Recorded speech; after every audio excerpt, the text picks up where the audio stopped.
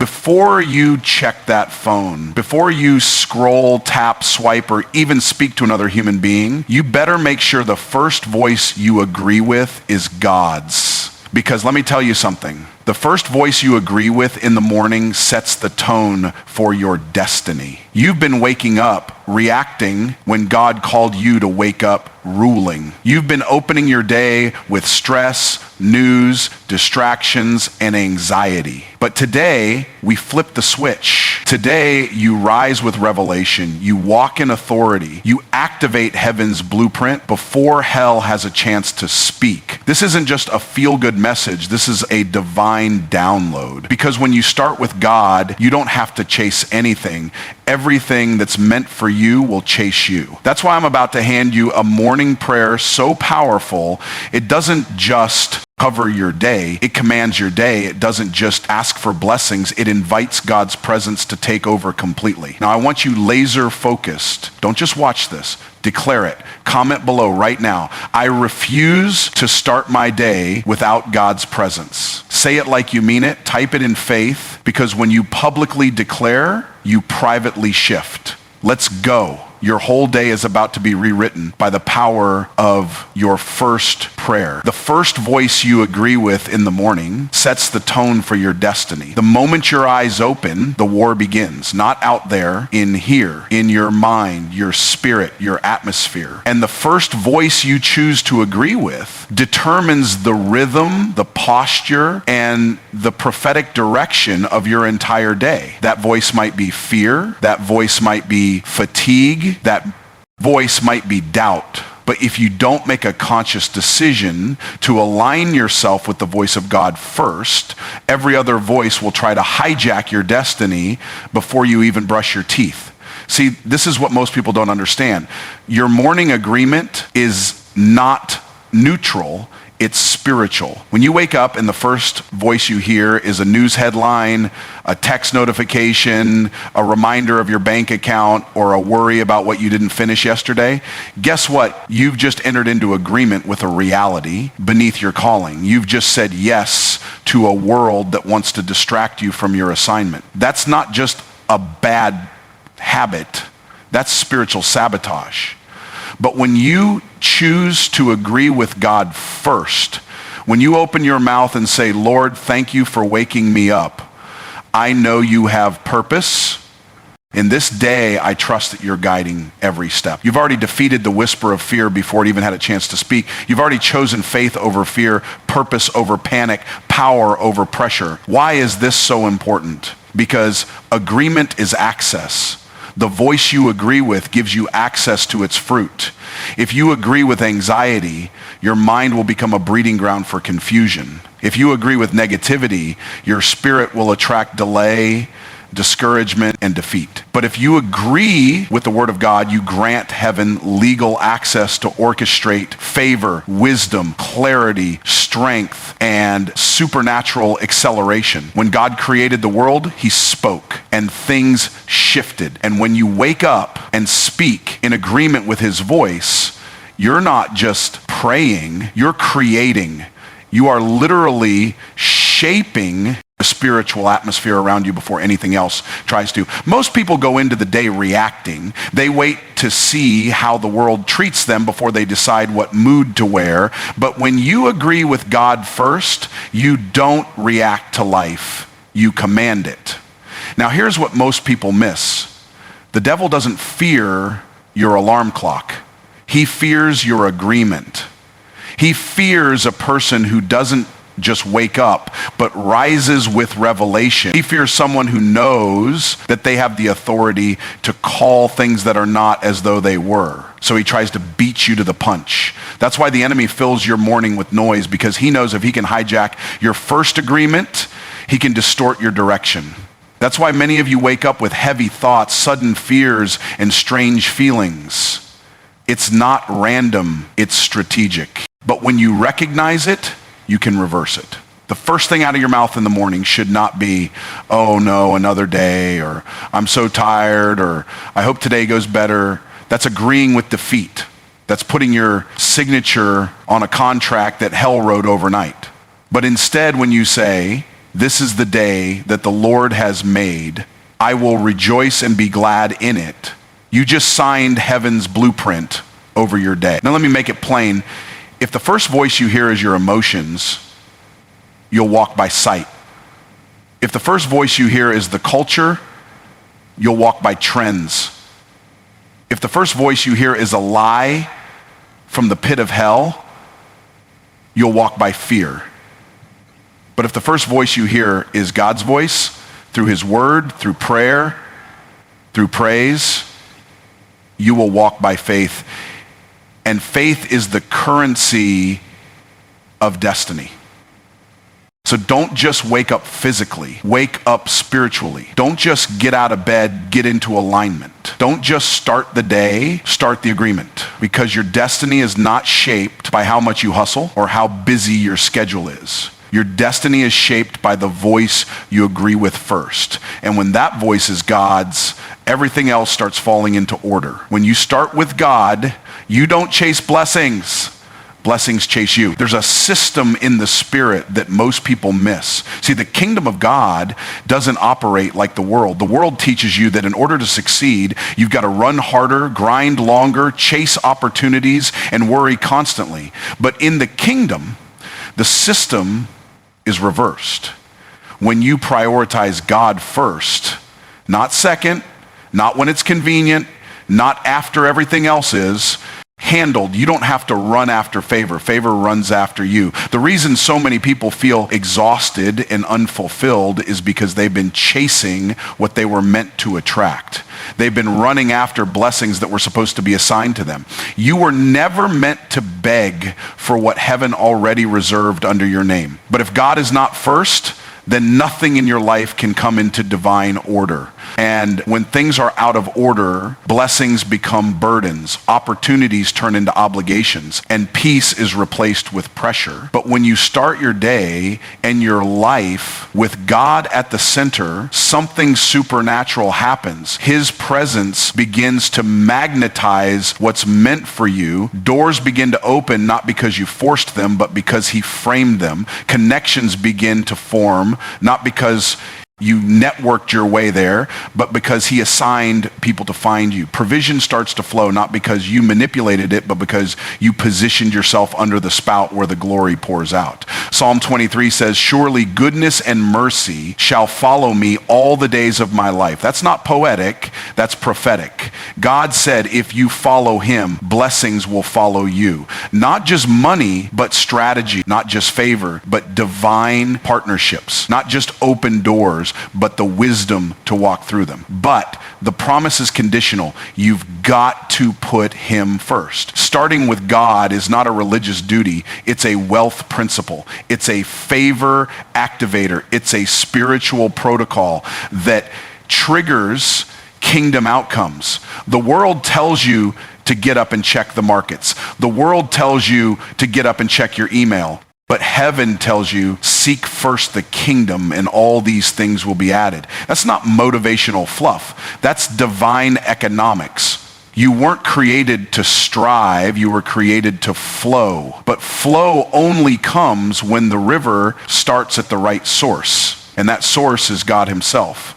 You weren't designed to carry everything on your back. You were designed to carry his presence and let his presence carry you. That's why the most powerful thing you can do in the morning is surrender. Not to weakness, but to wisdom.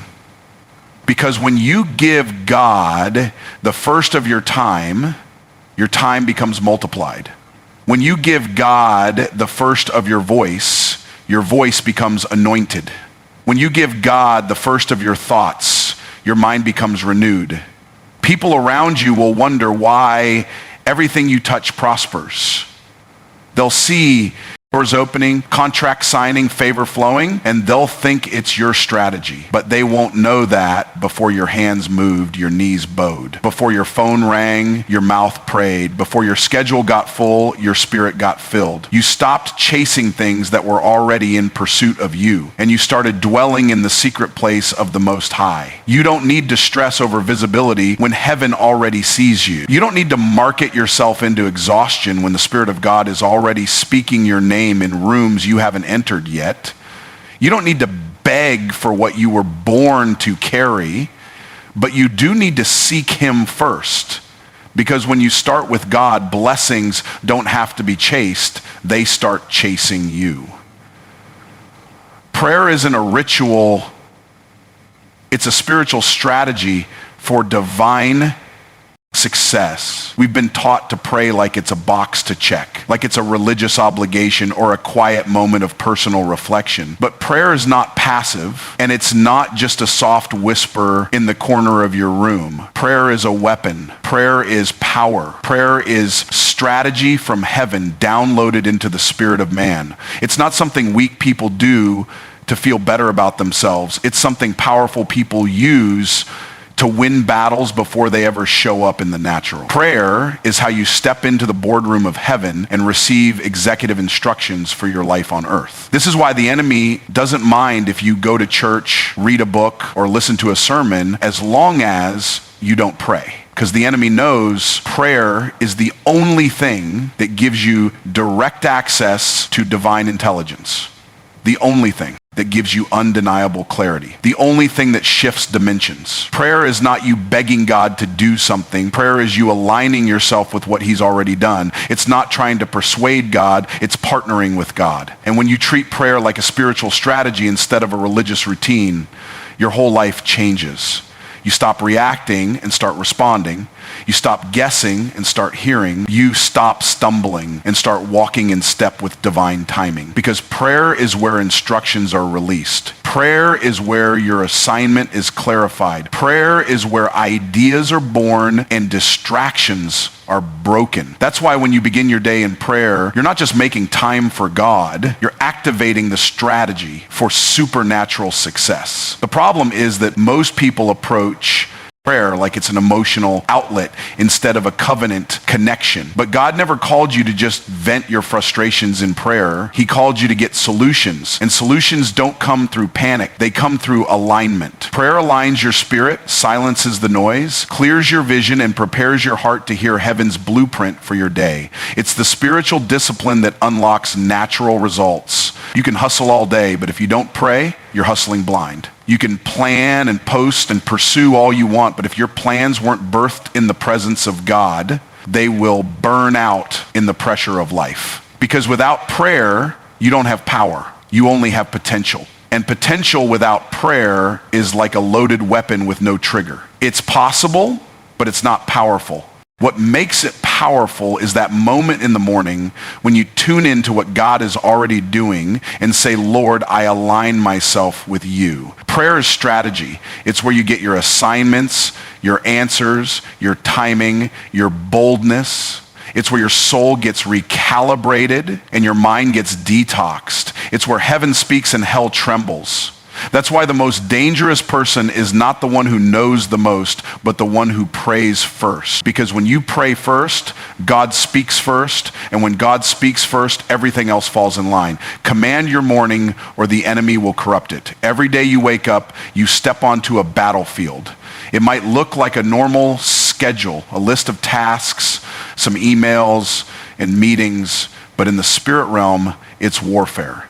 And the side that wins is the one that commands the enemy. Atmosphere first. If you don't open your mouth and speak over your morning with authority, the enemy will gladly fill the silence. He'll fill it with doubt. He'll fill it with confusion. He'll fill it with distraction and chaos. And you'll wonder why your whole day feels off when in reality, you gave him the microphone because you never spoke first. Commanding your morning is not hype. It's honoring heaven's authority. It's looking at your day and saying, I am the head and not the tail. I walk in power. I cancel every assignment of the enemy before it manifests. I declare peace over my mind, favor over my steps, and wisdom in every decision I make today. That's not motivational talk. That's spiritual governance. You're taking authority over time, over territory, over your temple, and over your tasks. There's a difference between living in the day and living above the day. People who live in the day are subject to its pressures, its problems, and its people. But those who command their morning rise above it, because you don't wait to see how the day unfolds. You speak how it's going to unfold. That's prophetic alignment. That's kingdom protocol. That's what Jesus meant when he said, speak to the mountain. He didn't say, wait until the mountain crushes you and then ask for help. He said, command it to move. When you command your morning, you shift the spiritual forecast before the enemy has a chance to set the climate. You declare things that haven't happened yet as if they already have. You stop hell from hijacking your peace. You place a spiritual shield over your purpose. You activate angelic assistance. You take dominion over your environment.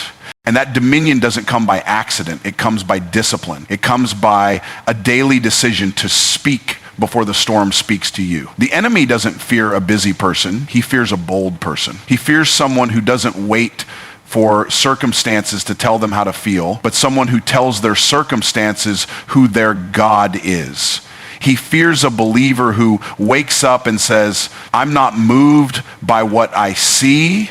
I'm moved by what God said. That person is untouchable. That person is unshakable. That person is a spiritual commander, not a passive bystander. And when that kind of person opens their mouth in the morning, the entire day bows in submission to the word of God released through their voice. One moment in God's presence can solve what hours of effort can't. There is a supernatural acceleration that happens in the presence of God that no amount of hustle, intellect, or planning can reproduce. 1 second in the throne room can release clarity you've been begging for over weeks of confusion. One divine whisper can unravel knots in your mind that therapy, strategy, and long conversations couldn't touch. Because God doesn't operate on man's timeline. He operates on eternal positioning. What seems impossible for man is a non-issue in his presence.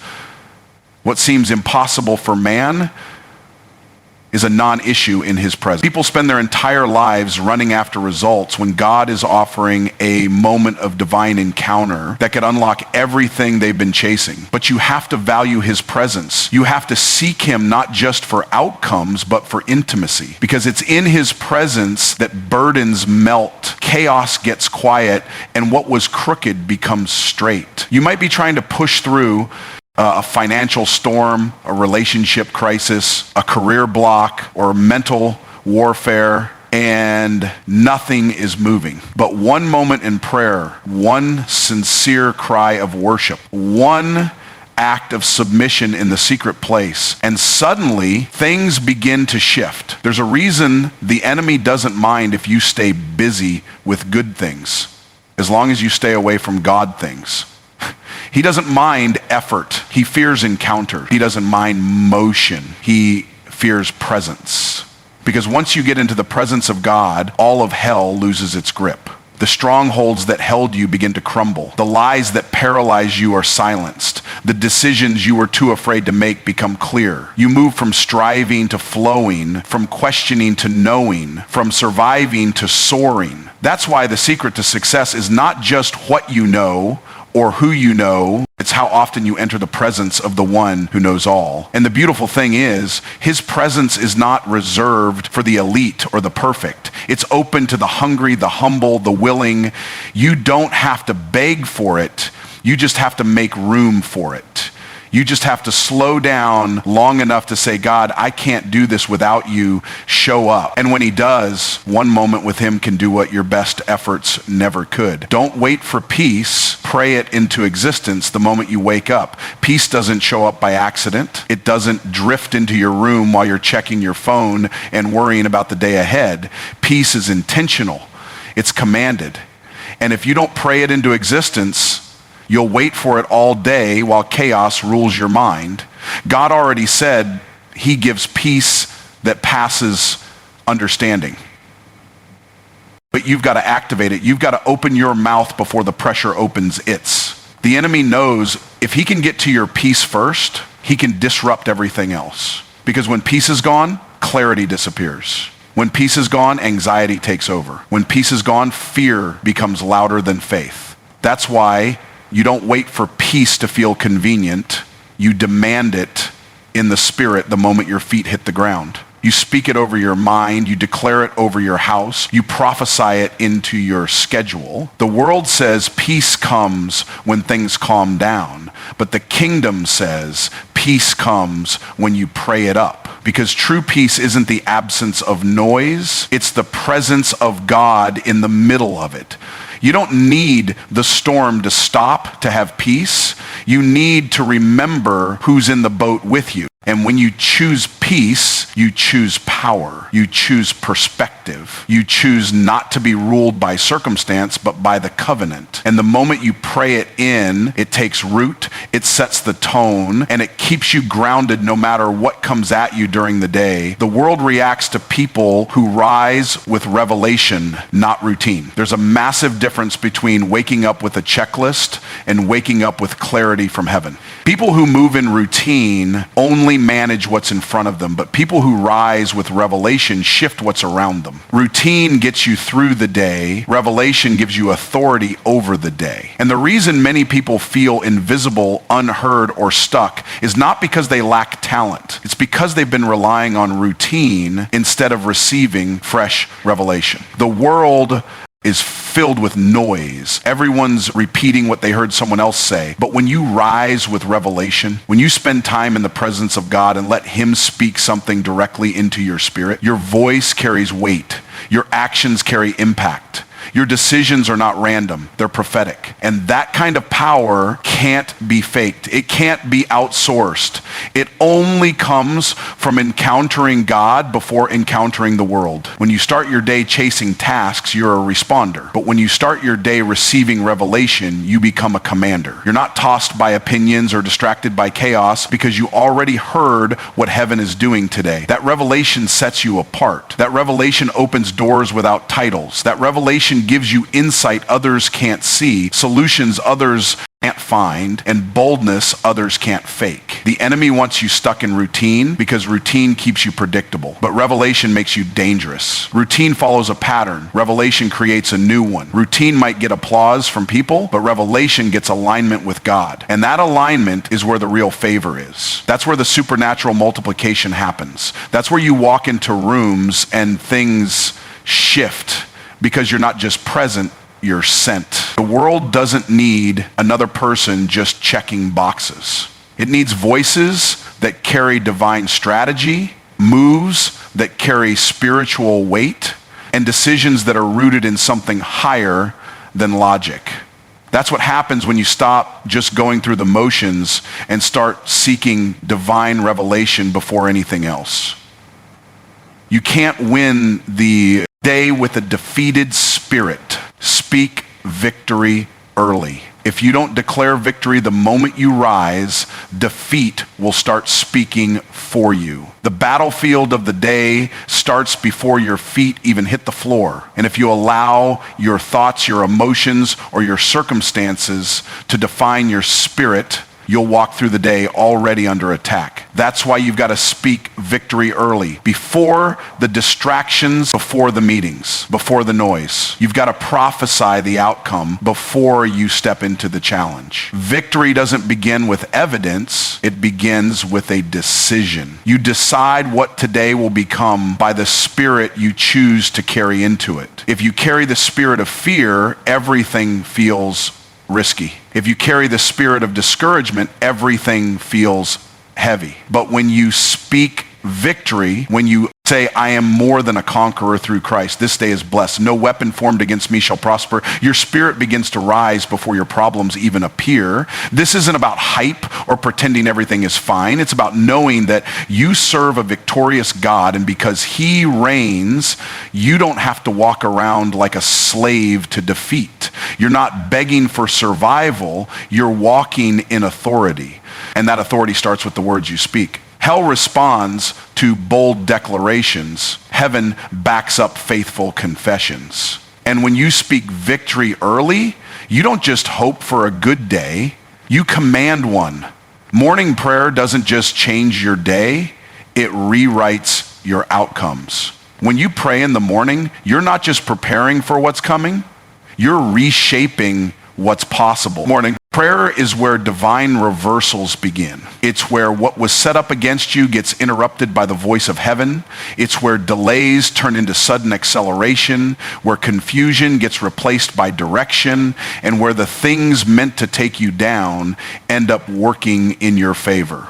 Morning prayer is not just a moment of peace.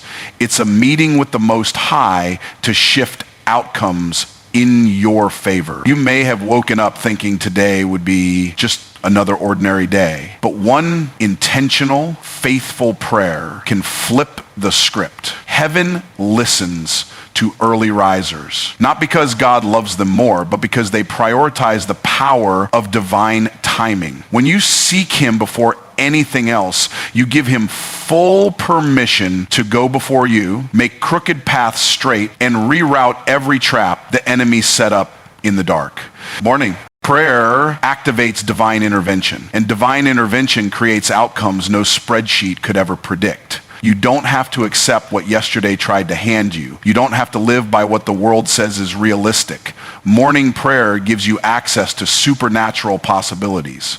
It puts you in position to receive miracles where others receive stress, to walk in favor where others walk in fear, and to make decisions led by the Spirit, not pushed by pressure. When you pray first, your day bends toward heaven's design. Favor flows to those who invite God in first, not last. Too many people treat God like an emergency contact instead of their daily commander. They run around making decisions, chasing deadlines, fighting battles, and when it all falls apart, then they ask for help. But favor doesn't operate in desperation. It flows in honor. And when you honor God first with your time, your voice, your thoughts, favor starts following you without a fight. God doesn't want to be your backup plan. He wants to be your foundation. When you invite him in first thing in the morning, you set a standard for the entire day. You're saying, before I move, I ask. Before I decide, I align.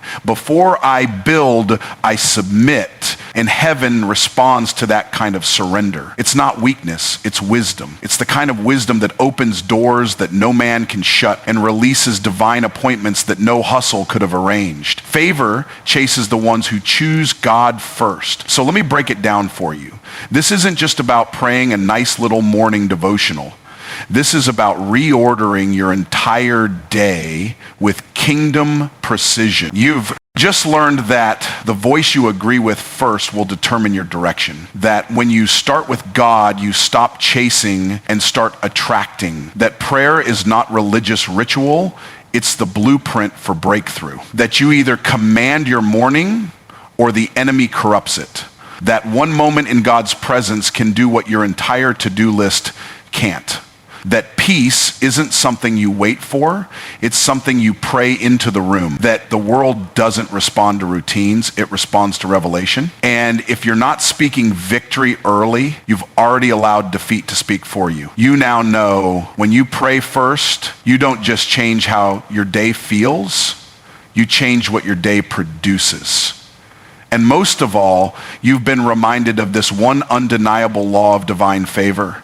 When you invite God in first, you don't have to beg later. Everything you want to become today starts with what you speak before the world starts pulling. So take this word, take this revelation, and make a decision. From now on, I rise differently. If this message just unlocks something inside your spirit, don't scroll past like this video. Comment below. From this day forward, God goes first always. Share this with someone who needs to stop surviving mornings and start commanding them in faith. And listen, this is Myron Golden Track, the place where kingdom warriors rise and reign. So don't just watch, subscribe, hit that bell icon so you never miss a kingdom drop. And if you're ready to go deeper, where divine strategy, bold faith, and supernatural favor become your daily walk, then go ahead and join the membership today, because favor chases the ones who choose God first. And you, my friend,